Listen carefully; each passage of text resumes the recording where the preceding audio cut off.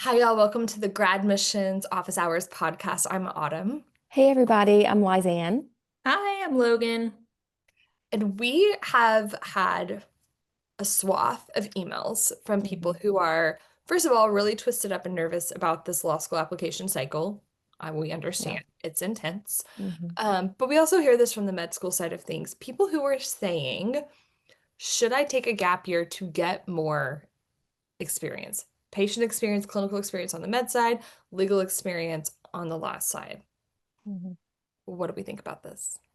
Yeah, so the answer is different depending on where you want to go. So I think we should maybe start with the med school piece because I think it is very important to have those experiences and activities prior to med school. It's Yeah. actually a really large part of the application and the interview. So maybe you all could talk a little bit about that, and then I'll jump into how it's different for law students. Yeah.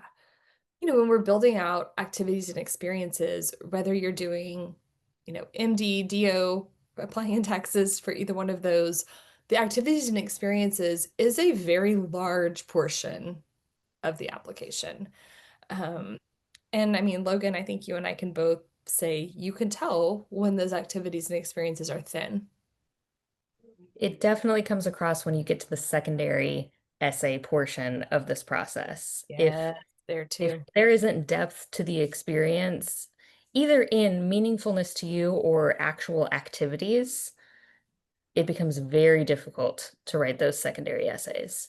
Mhm. And to talk about them with any kind of conviction in an interview if you get to that point. hmm I think that's so true. So in med school, it's sort of similar to law school academically. There are a lot of prerequisites that you have when you apply to med school. When you apply to law school, there are zero Yeah, prerequisites. It is similar with the experience. Law schools do not have an expectation that you're going to have worked in the legal sphere at all. yeah. Um, in med school, there is a very strong expectation that you have had shadowing, volunteer, patient experience, and the hands dirtier that experience, the better. hmm The longer you've worked there, the more interfacing you've had with actual patients. First of all, I think it's really a good thing to figure out, do I actually want to go to med school? Right? That's a Yeah, pretty good indication if you've got some hospital patient experience and you're like, well, I actually hate this. Well, good. Don't spend 13 years getting ready to yeah. do it full time. I think that's a part of it. But then it's also, you're going to get to experience different kinds of medicine. You're going to be able to experience different kinds of, is it a rural setting? Is it a city setting? Is it a hospital setting? Is it a clinic setting? And so being able to talk about what you observed there is so important. If you are getting those experiences, journal. So if the question is, should I take a gap year if I'm applying to med school and I don't have patient experience? 100% take a gap year. All right. Yeah. What But about, the opposite for law. You yeah. do not. I think, and Autumn and I were talking about this earlier, a lot of times our law clients have friends that are going to med school and they hear about how important it is to have those activities and experiences to go to med school. And they think, oh no. Or they hear from, an older attorney or, that uncle at Christmas. It's like, well, are you clerking for a lawyer yet? Are you, doing this, that, and the other? And just to be blunt, it is there's a zero requirement for any legal experience to go to law school. Um, None. They're not looking for that. Yeah. Do I think it's beneficial? Yes. And kind of for the same reasons as med to show you what the practice of law looks like. Obviously, it's very diverse. You could maybe work for a law firm that does these three types of law only, or you may get a job in a clerk's office at a family law court, things like that. That exposure is going to be very helpful, but it is not required. I do think it's helpful, obviously, for that exposure element. But then, too, I think it can really benefit you as a law student to work in some type of legal setting to help you see how important networking is and treating everyone who is in the legal sphere with respect and dignity, especially, again, those clerks, those paralegals, those legal assistants. They're all a very, very important part of the process. And so when you go into those internships and those externships during your law school time, you know the importance of treating everyone well because you are going to learn, yes, you're in law school. That's obviously super, super important for becoming a lawyer. But learning the process of law and learning how things are copied, things are filed, the formatting of certain things, judges' demeanors, things like that is very, very important. And so having that exposure and kind of humbling some students a little bit and seeing, actually that paralegal who's been working for 30 years knows way more than a 2L. Uh, And so things like that. So it's very, very helpful, but it is not required. no, it's not. I do think, if you are thinking about law school and you're thinking of taking a gap year to get legal experience, okay, like do that. What matters more than that legal experience is your How's LSAT. that? Your LSAT.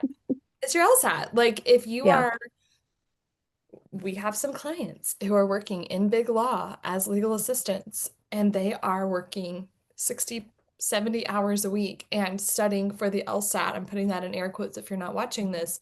And their LSAT scores are terrible because they don't yeah, have the time they need. And they're like, yeah, but this is big law and I want to work in big law. And that's great if you want to work in big law as a paralegal. Perfect. You've got your dream job. Is it dreamy yet? If the answer is no, then you need to stop that, reduce your hours. If you're listening to this and you're my client and you think I'm talking about you, I am. You need to reduce your hours and you need to study for the LSAT. for sure. Because And you the big also, law firm wants you to go to a prestigious law school. yes, yes, they They absolutely do. of course they're going to be kind, they appreciate your work. They're going to be kind to you and say, "Hey, we'd love for you to come work for us one day as an associate." The fine print is if you get into a prestigious law school Mhm. And do and well. and You do can't well. you can't go part-time. I'm sorry. Like you just Yeah, really can't. Like I know some people want to go to law school part-time and maybe that's your situation and you can tell me why it's the best for you. But I'm just here to say that like Ron Swanson would say you have to whole ass law school. you really, really do. So again, these experiences are helpful, but they are not going to get you by themselves are not going to get you where you want to be. You've got to do well on the LSAT. You've got to do really, really well that 1L, even that first semester of 1L, if you're wanting to go into certain areas of the law. And that's just the truth of the matter. I love when we compare law and med because they couldn't be more different. And the type of person it attracts just couldn't be more different, which is what I love. I love comparing the two. Listening to you talk about that experience and how, it's good. And of course it's helpful, both knowing what you want to do with your life and, I'm sure even building your personal statement and things like that. I feel like for med school applications, you're actually going to be tested on your experiences because they will ask you in secondaries, they will ask you in interviews. And I feel like there are different flavors of activity that Mm. maybe you may not consider. I know I certainly may not have considered them. And it also depends on even what area of the country that you're applying to, right? There's an aspect of service. So there's clinical exposure, which of course we want you to have. If we think about that as like Maslow's hierarchy of needs, that's kind of like food, water, shelter, right? Mhm. Some type of clinical exposure. But they also want you to kind of go one level up, especially if you're applying to maybe a West Coast school to then think about the social determinants of healthcare, right?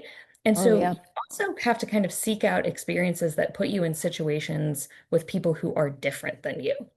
Logan, that sounds woke. Oh, Everything's made up. no. Stay woke. We're kidding here, folks. Like, obviously, there are societal components to healthcare and access, and like, it's not woke, it's just data. And For something sure. you're faced with all over the country, Yes. Hmm. Yeah. right? We used to talk about that with med students all the time. I mean, no matter what view on anything that a patient has, you're still required to care for them and provide the best level of care possible. Mhm. And every place has rural communities, Yeah. every place has urban communities. I Yeah. mean, even in the Midwest, I mean, these people are impacted, their health is radically impacted by where they live. That's right. That's right. And so, seeking out experiences that put you in contact with people who live a different life helps you reflect on what type of doctor you want to be. Yeah.